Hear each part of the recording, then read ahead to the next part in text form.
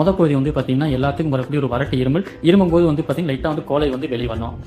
அது வந்து அதுக்கான வந்து பார்த்தீங்கன்னா ஒரு 4 காரணம் இருக்குது. முதல் காரணம் என்ன அப்படின்னு பார்த்தீங்கன்னா சளி அல்லது ஃப்ளூ இன்ஃபெக்ஷன், அதை வந்து பார்த்தீங்கன்னா ஃப்ளூ காய்ச்சல்னு சொல்லுவோம்.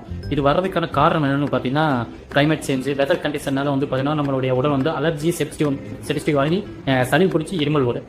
இதுதான் முதல் காரணம். இது மோஸ்ட்டாக வந்து பார்த்தீங்கன்னா எல்லாத்துக்கும் காமனாக வரக்கூடியது. ரெண்டாவது காரணம் என்ன அப்படின்னு பார்த்தீங்கன்னா பேராசைட் இன்ஃபெக்ஷன், அதாவது வந்து பார்த்தீங்கன்னா எலும்பிஸ் டைப், அதாவது குடற்புழு, கீரிப்புண், இதெல்லாம் வந்து பார்த்தீங்கன்னா நம்ம வெறுங்காலில் எங்காவது வெளியே நடக்கும்போது விலங்குகளோட மலத்தில் இருந்து நம்ம உடம்புல வந்து பார்த்தீங்கன்னா அந்த புழு உள்ள போய் ரப்பக்களை கலந்து நம்ம நுரையில தாக்கும்போது நமக்கு வந்து வறட்டு இருமல் வரலாம். மூன்றாவது தான் வந்து பார்த்தீங்கன்னா மணல் வாரின்னு சொல்லுவோம், அதாவது மீசல்ஸ், தட்டமல், அந்த வகையை சேர்ந்தது. இது வந்து பொதுவாக குழந்தைகளுக்கு இது ஒரு அம்மையோட வகையை சேர்ந்தது தான். இது என்ன பண்ணுவோம் அப்படின்னா உடம்பு ஃபுல்லாக சினப்பு மாதிரி வரும். இது ஒரு 2 வாரத்துக்கு இந்த இன்ஃபெக்ஷன் வந்துச்சு அப்படின்னா ஒரு 2 வாரத்துக்கு வந்து பார்த்தீங்கன்னா ஒரு தொடர்ச்சியாக குழந்தைங்களுக்கு வந்து இருமல் வரும்.